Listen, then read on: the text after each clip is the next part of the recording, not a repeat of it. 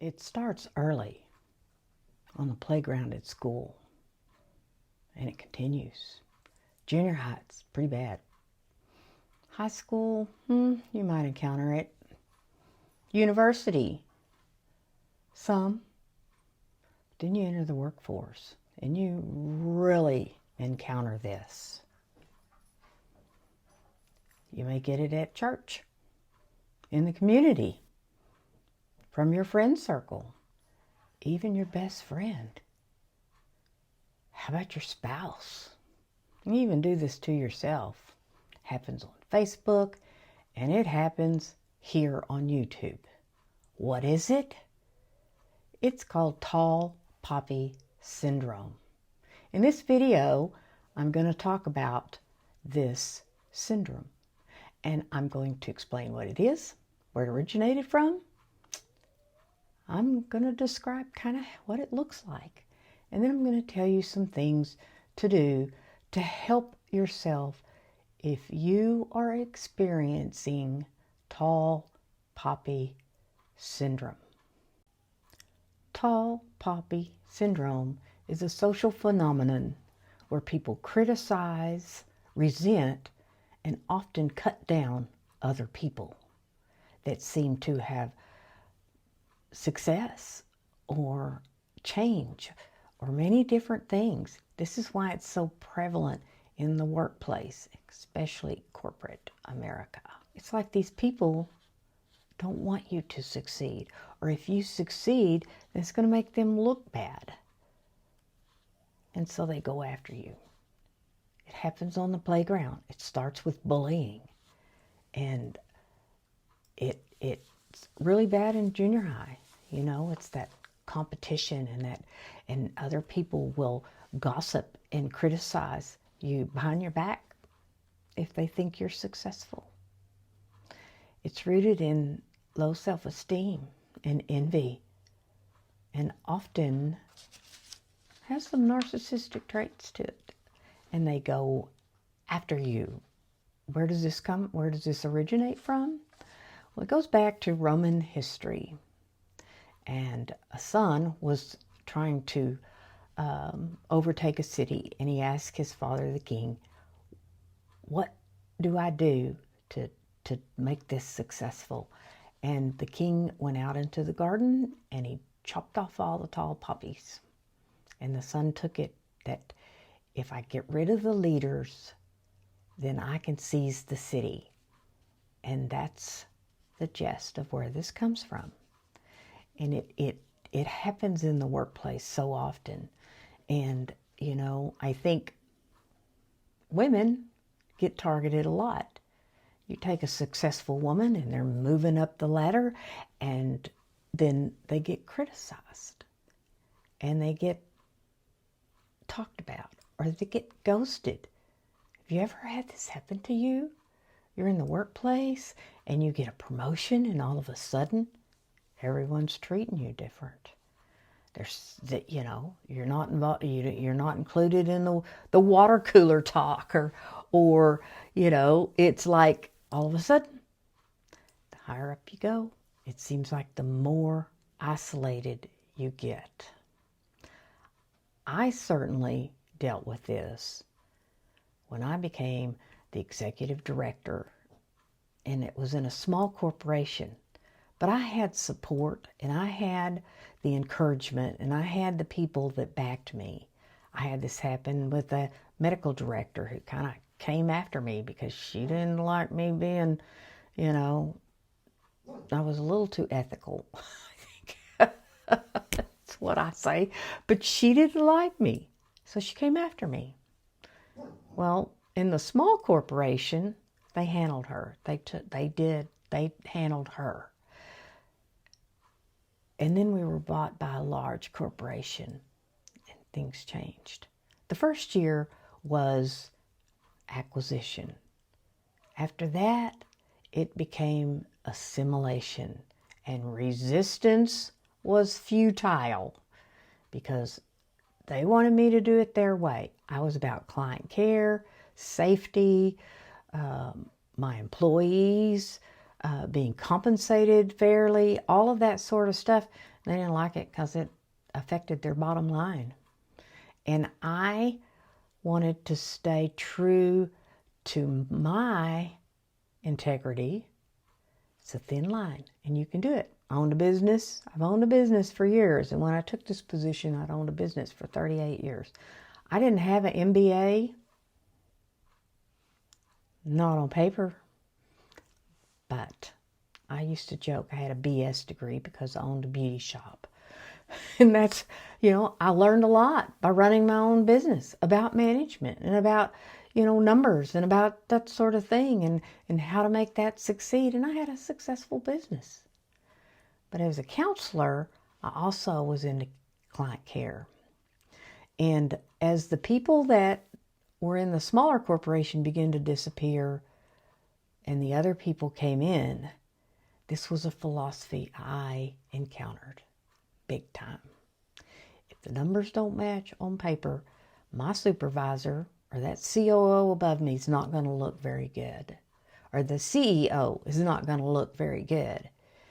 And so they just want to get rid of you. We'll just get rid of them. Bring somebody else in that'll do what we want. They were asking me to compromise safety, to not follow state regs or joint commission regulations. And I guess the straw was when they wanted me to combine all the programming, and our providers paid for divided programming. That's illegal. And I balked. And I knew they were going to fire me. I knew. And I was right. And one day they came in and they fired me. Now, in corporate America or any workplace, best practice is to document. Document what you do.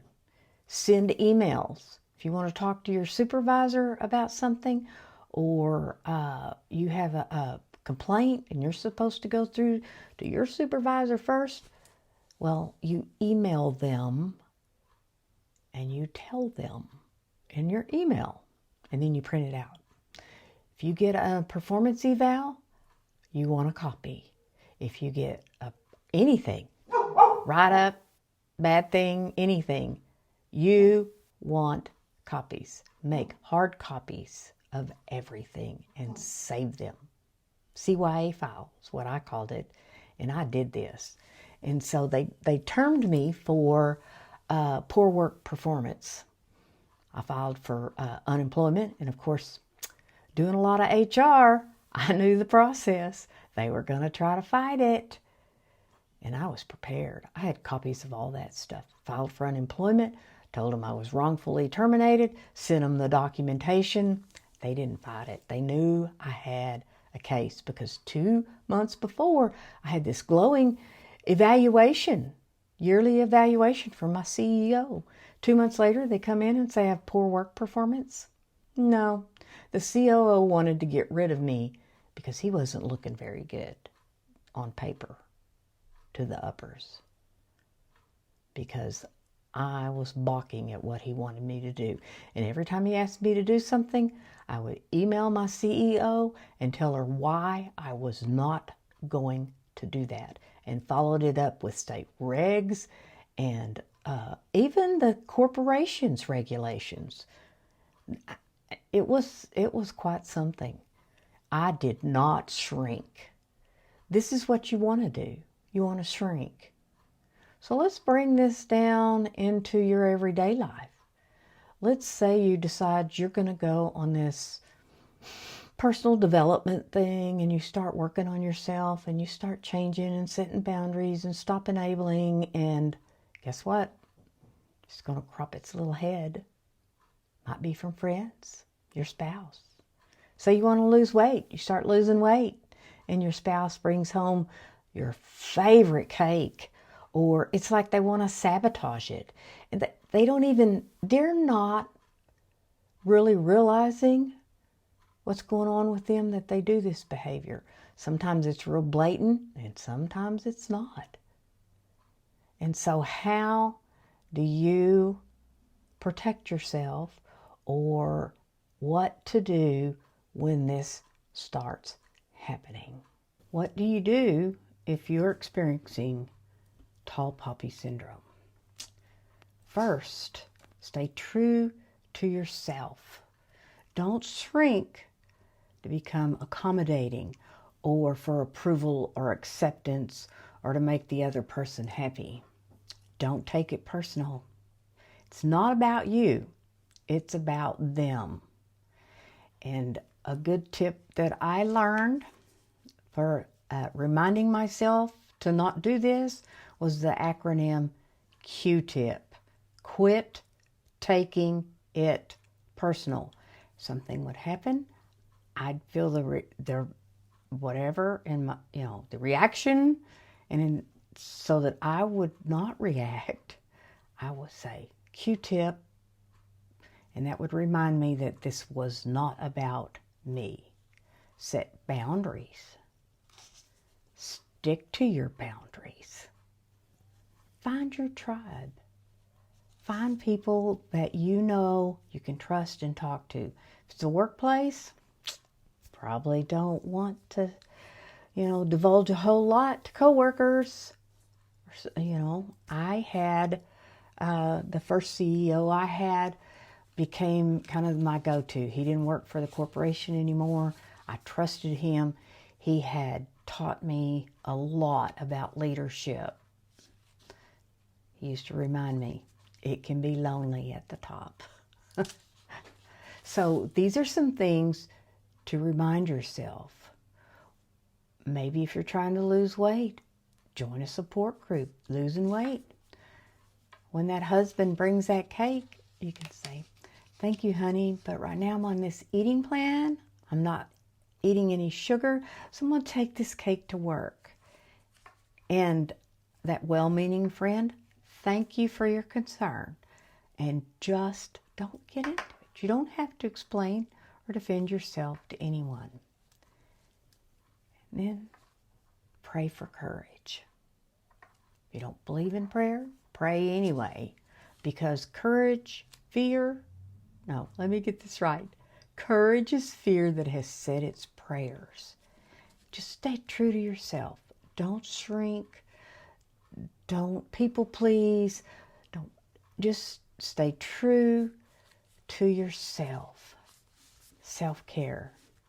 Go home to your safe little home and self-care when you're going through this. If this is happening at home, set those boundaries, stick to them. If you like what I share here, subscribe to my channel, hit like. It lets me know that the content I'm sharing is helping you. Comment below. Have you experienced tall poppy syndrome? And the most important thing, be you on purpose.